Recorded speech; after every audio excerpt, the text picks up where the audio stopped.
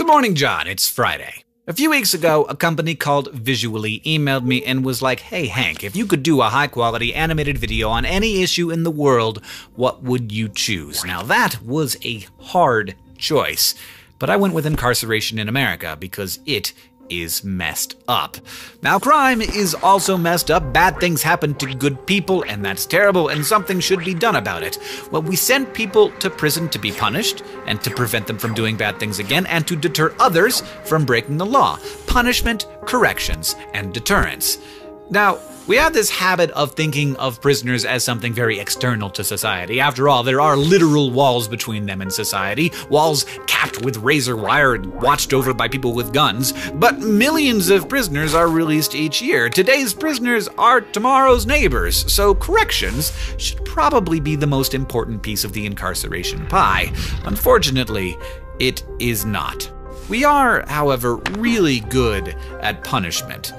America has about 4% of the world's people and about 25% of the world's incarcerated people. We have the highest incarceration rate in the world. Over the last 30 years, that number has skyrocketed, increasing over 400%. 41% of American juveniles and young adults have been arrested by the time they turn 23. Children as young as 13 years old have been sentenced to die in prison.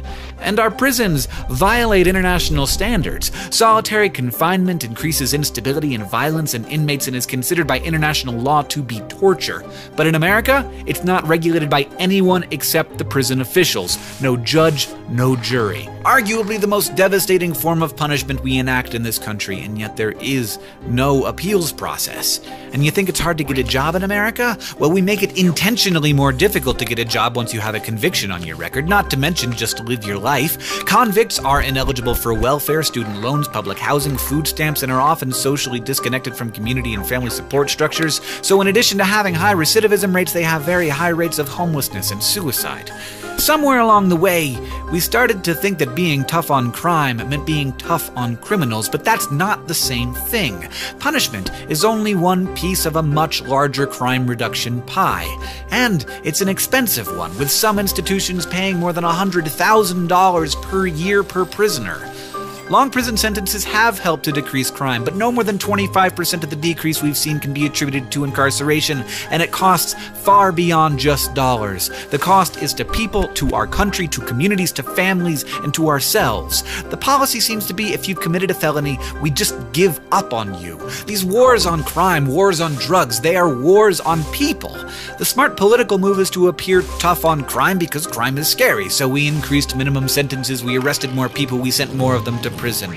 That's how we looked tough on crime, but the results are in. It's bad policy. It's cruel, it's short-sighted, and to continue this policy of mass incarceration would be foolish. We're living inside of a massive $75 billion per year failed experiment. 2010 was the first year in nearly 40 years that the number of incarcerated individuals in America did not increase. Policymakers are beginning to realize the magnitude of this failure, but there is a long way to go. John, I'll see you on Tuesday.